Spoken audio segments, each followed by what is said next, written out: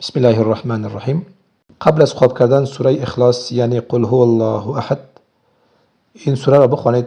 عمل مخصوص و مجرب و صحیح برای گشایش رزق، روزی، ثروت، نصیب و بخت.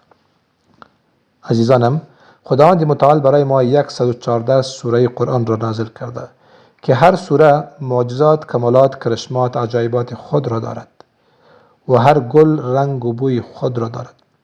در این 114 سوره یک سوره آن به نام سوره اخلاص یعنی قل هو الله احد الله الصمد لم یلد ولم یولد ولم یکن له کفوا احد یاد می شود. اگرچه سوره اخلاص یک سوره کوتاه قرآن است و فقط 4 آیه دارد و 17 کلمه و 47 حرف دارد. این سوره خیلی کوتاه است ولی عجایبات، کمالات و کرامات آن چنان است که اگر یک نه چندین قیامت برپا شود و تا قیامت هم فضایل و کمالات این سوره تمام نمی شود.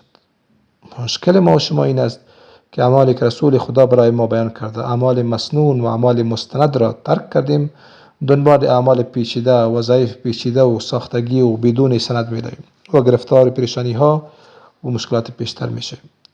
شما خود دقت کنید، گوش بگیرید، بعد فیصله کنید که چقدر اعمال زیبا و آسان را ترک کرده دنبال تعویضات و طلسمات بی‌معنی سرگردان شدید.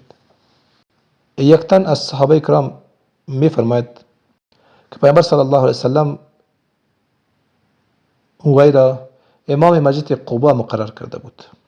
این صحابی عادت داشت وقتی در نمازهای جهری چون صبح، شام و خفتن نماز میداد، یعنی در نماز بعد فاتحه قل هو الله را لازمی میخواند. همراه قل هو الله یک سوره دیگر را وصل میکرد و نماز را پیش میبرد. وقتی این کار مکرر تکرار شد، صحابه عرض کردند که این صحابی در نماز خواندن فقط یک سوره میخواند و حتما سوره اخلاص را میخواند. پیامبر صلی الله علیه و آله آن صحابی را خواست و با وی گفت که تو چرا در هر رکعت سوره اخلاص را میخوانی؟ آن صحابی عرض کرد یا رسول الله، من با این سوره محبت دارم، با سوره اخلاص من محبت دارم و این سوره را فقط برای رضای خدا میخوانم، دیگر هیچ هدف و مقصد ندارم. پیامبر صلی الله علیه و آله فرمود بروید. ای کلثوم، برای جنت واجب شد. در محبت این سوره جنت بر تو لازم و واجب شد، یعنی تو جنتی هستی. چرا؟ چون کلثوم رضی الله عنه از رسول الله صلی الله علیه و آله حدیث را شنیده بود که شخصی که از صدق دل در حالت ایمان سوره اخلاص را بخواند برای جنت است. روزی پیامبر صلی الله علیه و آله با حضرت ابو هریره رضی الله تعالی عنه از راه میگذشتند که شخصی نماز میخواند و در نماز سوره اخلاص میخواند. پیامبر صلی الله علیه و آله فرمود واجب شد، واجب شد، واجب شد. حضرت ابو هریره میفرماید من حیران شدم که چی واجب شد؟ پیامبر صلی الله علیه و آله فرمود جنت واجب شد، جنت واجب شد، جنت واجب شد. حضرت انس بن مالک رضی الله عنه روایت میکنند که پیامبر صلی الله علیه و آله فرمود وقتی به بستر خواب میروی به طرف راست بخواب و 100 بار قبل از خواب کردن سوره اخلاص یعنی قل هو الله احد شریف را بخوان. حضرت انس بن مالک میفرماید من پرسیدم یا رسول الله، اگر شخصی قبل از خواب 100 بار سوره اخلاص را بخواند چه چیز به دستش میآید؟ پیامبر صلی الله علیه و آله فرمود کسی که این کار را میکند و به این کار ادامه بدهد یعنی مداومت کند، روز قیامت برایش گفته میشد که از طرف راست، از سمت راست داخل جنت شد. هیچ حساب و کتابی با وی نمیشد. چقدر عمل زیبا و آسان است. این ما شما ترک کردیم. حال من از اشخاصی که میگویند ما این سوره ها را به خاطر اجر و پاداش میخواندیم، من میگویم آیا این سوره اخلاص برای تو کفایت نمیکرد؟ این عمل پیامبر نبود که تو دنبال 5 سورت هستی، دنبال رساله ها و کتاب ها بودی، دنبال یوتیوب و اینستاگرام بودی و هر کی هر چی گفت انجام دادی و هیچ چیز به دستت هم نیامد. حالت رسیده که بعضی ها میگوید که دعا کرده خسته شدیم، حتی در تهجد نماز میخوانیم، دعا میکنیم، دعای ما قبول نمیشد. یک بار به زندگیت نگاه کن که تو خلاف دین خدا چی کارهایی که نکردی، چی اعمال و وظایف از کتاب ها و از چنل ها نکردی. بعضی از جاهل ها میگویند که نه با وظایف و خواندن آیات قرآن چیزی نمیشود، همگی قرآن است و همگی اعمال بزرگان است. پس از آنها میپرسم که این قرآن از کجا به ما رسیده؟ خدا را از کجا دریافتیم؟ اکثریت که نمیفهمند. ولی من به تو میگویم که خدا را از در مصطفی صلی الله علیه و سلم شناختیم.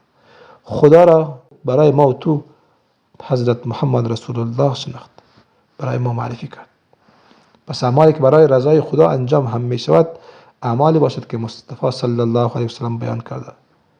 خداوند می‌فرماید قل ان کنتم تحبون الله فاتبعونی یحببکم الله. اگر خدا را دوست داریم کاری کنید که محمد رسول الله کرده، اعمال انجام بدهید و خدا را خوش بسازیم که محمد رسول الله کرده. پس اعمال را انجام بدهید که مسنون باشد، مستند باشد، اعمالی که رسول خدا بیان کرده بکنید. ان شاء الله العزیز خیر دنیا و آخرت نصیبتان می شود. پس این عمل قبل از خواب را کوشش کنید، همه تان انجام بدهید، خیر دنیا و آخرت نصیبتان می شود. هر بار که می خوانید و بسم الله الرحمن الرحیم بخونید.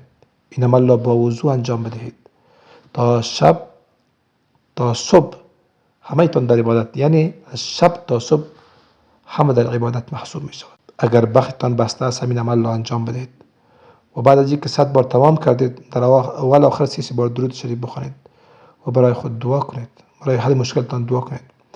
اگر قرضدار هستید همین عمل را به همان نیت بخوانید، هم خیر دنیا و آخرت نصیبتان می شود و در آخر برای حل مشکلتان دعا کنید. اگر در خانه اختلافات دارید همین عمل را انجام بدهید. اگر زن و شوهر با هم جور نیستند، سازگار نیستند، هر دویشان همین عمل را انجام بدهد یا حداقل یکی از آنها انجام بدهد. اگر در خانه بیماری هاست، هر شخص بیمار است همین عمل را انجام بدهد، در آخر بر یک لیوان آب هم فوت کند و بنوشد، ان شاء الله مشکلش حل می شود، بخت ها باز می شود، بندش ها باز می شود، در هر کار گشایش می آید.